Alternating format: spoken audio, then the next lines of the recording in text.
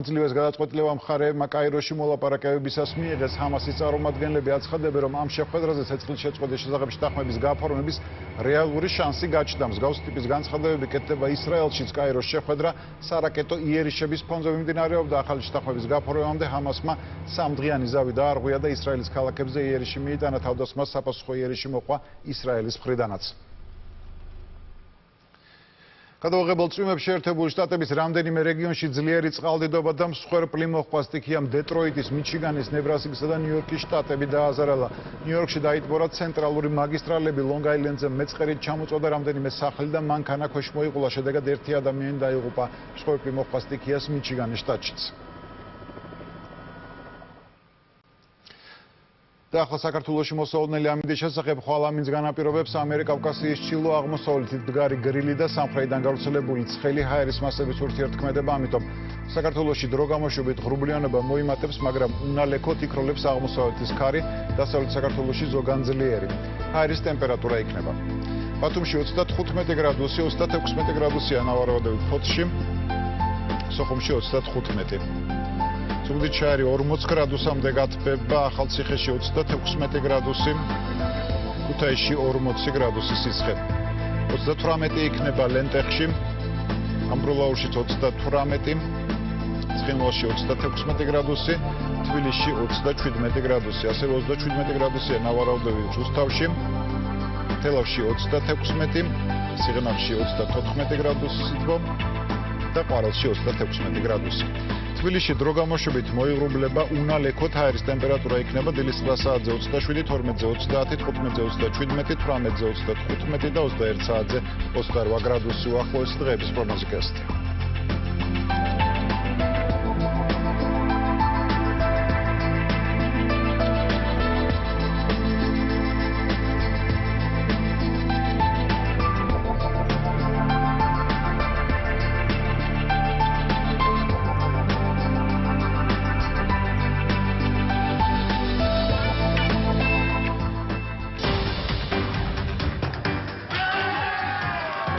კეიპტაუნსა და ბათუმს შორის არჩევანი აჭარაზე შეჩერდა. 2018 წელს საჭადრაკო ოლიმპიადას საქართველო უმასპინძლებს.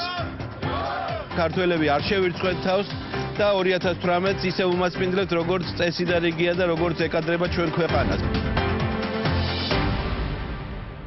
გორენია წარმოგიდგენთ სარესხ მანქანებს მართვის უნიკალური პანელით, ოპტიდრამის ინოვაციური დოლურით. შეიძინეთ გორენიას ახალი 45 სანტიმეტრიანი სარესხი მანქანა 629 ლარიდან.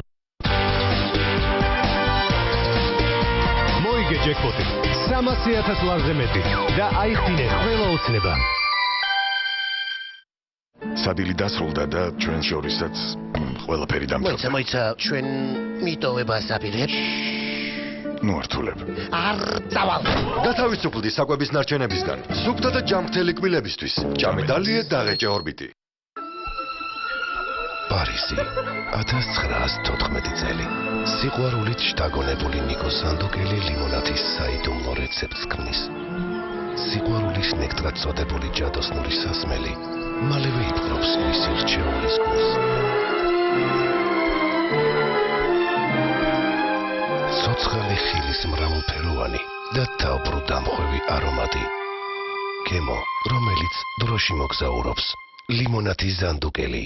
რეცეპტის 100-წლიანი ისტორია. მაღაზიებში დია შოკაქცია.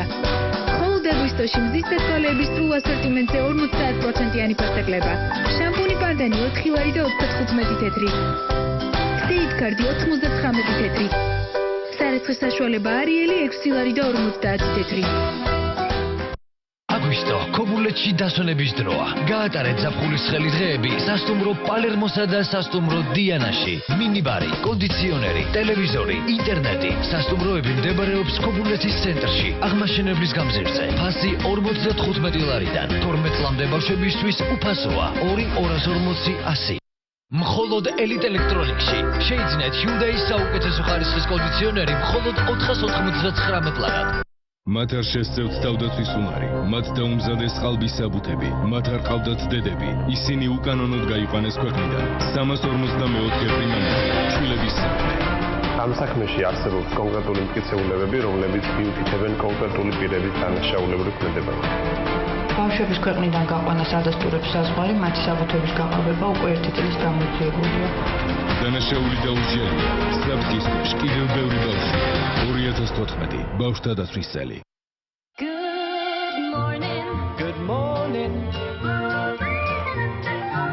ყველაფერი, რაც სჭირდება ბავშვს იმისთვის, რომ ყოველი დილა იყოს ლამაზი, ეს არის დედის სიყვარული და სიმშრალის შეგრძნება მთელი ღამის განმავლობაში. Pampers Active Baby Dry. ახლა ახალი რელიეფური მშთანთქმელი ფენით და შიგ თავსით, რომელიც უკეთ კეტავს სიმესტეს. სიმშრალის შეგრძნება 12 საათამდე და დილა იყოს მშვენიერი. Pampers-ი, სიყვარული, ძილი და თამაში. Pampers თალობით ყიდულობთ, თქვენ უკვე შეგიძლიათ შეიძინოთ Pampers-ის ახალი პატარა შეფუთვები. 12 საათამდე სიმშრალე Pampers-ისგან. ახლა უკვე ყველაზე ხელმისაწვდომ ფასად.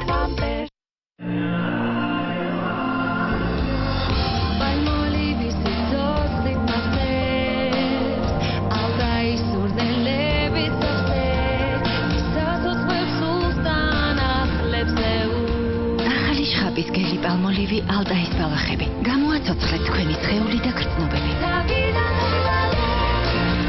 პალმოლივი ალტაის ბალახები. ალტაის ბუნებით შთაგონებული ბალახების ნატურალური ექსტრაქტით. სხეულის და სულის მუსიკა. წლის ჩემპიონი ლუდი კვლავ სთავაზობს ერთგულ მომხმარებლებს შეეძინოს ევროპული სტანდარტის ლუდი გერმანულის ნახევარი ლიტრი ისევ ერთლარად. ამჯერად ლიტრანახევრიან განახლებულ შეფუთვაში. ლიტრანახევრიანი ლუდი გერმანული სამლარად ისიამოვნე და გაუზიარე მეგობრებს. ელეგანტური, ჰარმონიული, გონიერი,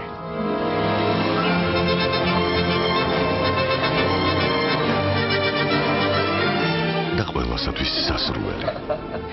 გიბიძგებს ცვლილებებისკენ. ახალი სარეცხი მანქანა Samsung 9000. ისინი გადაწყვეტენ სიახლე შეიტანონ ინტიმურ ცხოვრებაში. რასაც ყველა მათი ნაცნობი ნახავს. 14 აგვისტოდან. უსტოლში და აპოლოში. კამერონ დიასი კომედიაში ვიდეო დიდებისთვის.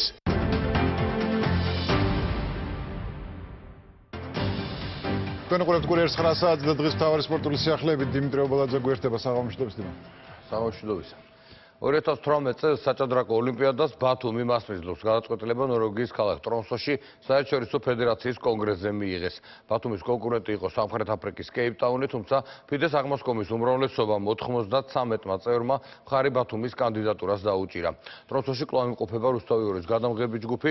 დავით ერაძე გვერდება პირდაპირ ეთერში. შეიძლება ითქვას, რომ ტრომსოდან ქართული დელეგაცია გაორებული რეაქციით ბრუნდება, დიდი სიხარული და გარკვეულწილად მცირე იმედგაცრუებად ასე შეიძლება შეფასდეს ქართული დელეგაციის განწყობა, ვინაიდან საქართველოს დელეგაციამ საკმაოდ მნიშვნელოვან გამარჯვებას მიაღწია 2018 წელს ბათუმში გაიმართება საჭადრაკო ოლიმპიადა, რაც ჩვენს ქვეყანაში პირველად ჩატარდება, ხოლო ზურაბ აზმაიფარაშვილი კი გახდა პირველი ქართველი, რომელიც ევროპის ერთ-ერთ სპორტულ უმსხვილეს ორგანიზაციას ჩაუდგება სათავეში. აქედან გამომდინარე ქართული დელეგაცია ამბობს, რომ მათ საკუთარი მისია წარმატებით შეასრულეს. ჩვენ უნდა გავაკეთოთ ყველაფერი იმისათვის, რომ ჩვენი ოლიმპიადა დაამახსოვროთ მსოფლიოს ჩვენი სტუმართმოყვარეობით და ყველა იმ პირობებით, რომელსაც ჩვენ ვფიქრდებით ჩვენს პროგრამას. გავიმარჯვეს და ჩვენი ქვეყნის კიდევ ერთი გამარჯვებაა და მე მინდა საქართველოს მიულოცოთ.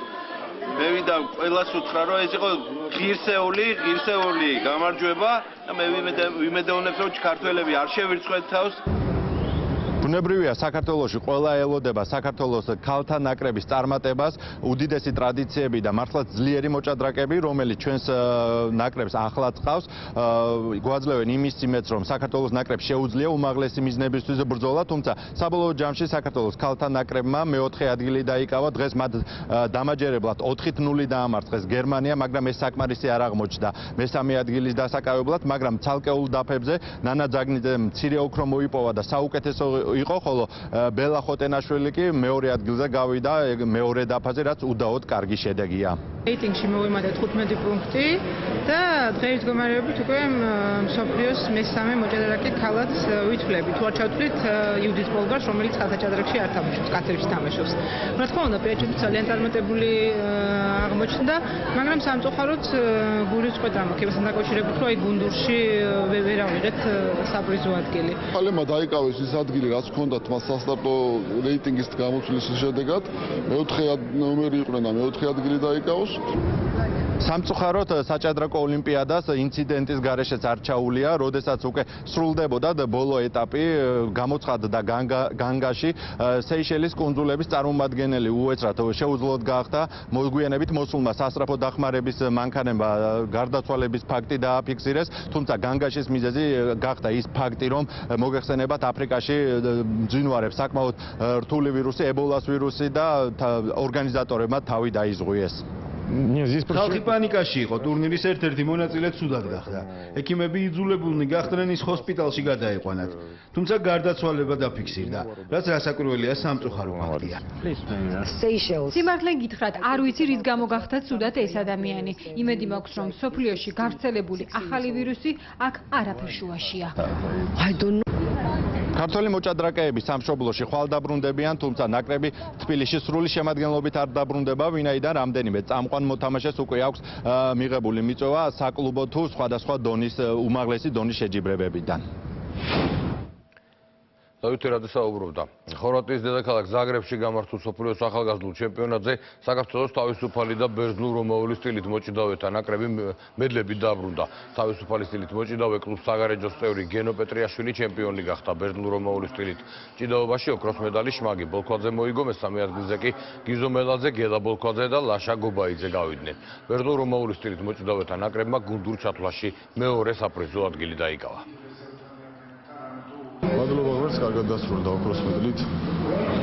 კარგი შეხვედრები გავიარე და ვეცდები რომ პროცესშიც ყოველთვის წარმატებები ვიშრომებ თავს არ დავუდგო. ფინალში მოვუგე აზერბაიჯანის მეტოქეს მიხაილო რუხინს. გამიხარდა რომ ჩემი საქართველოს ვასახელე და ჩემპიონი გავხდი. ორი ოქროს მედალი მსოფლიო ჩემპიონატზე და სამი ბრინჯაო ჩვენი ქვეყნისთვის ეს არის უდიდესი შედეგი, არის უდიდესი რეზერვი, რომელიც უფრო გაუმჯობესდება და მომავალში ხარისხობრივადაც და რაოდენობრივადაც მეტი იქნება. საფეხბურთო კლუბი სოხუმის დინამო ახალ სეზონს სერიოზული ფინანსური პრობლემებით ხვდება. გუნდის ფეხბურთელებს დიდი ხანია ხელფასი არ აუღია და სეზონისთვის მოსამზადებლად პირობებიც არ გააჩნიათ. სოხუმის გუნდი საქართველოს ჩემპიონატის მეორე ლიგის აღმოსავლეთ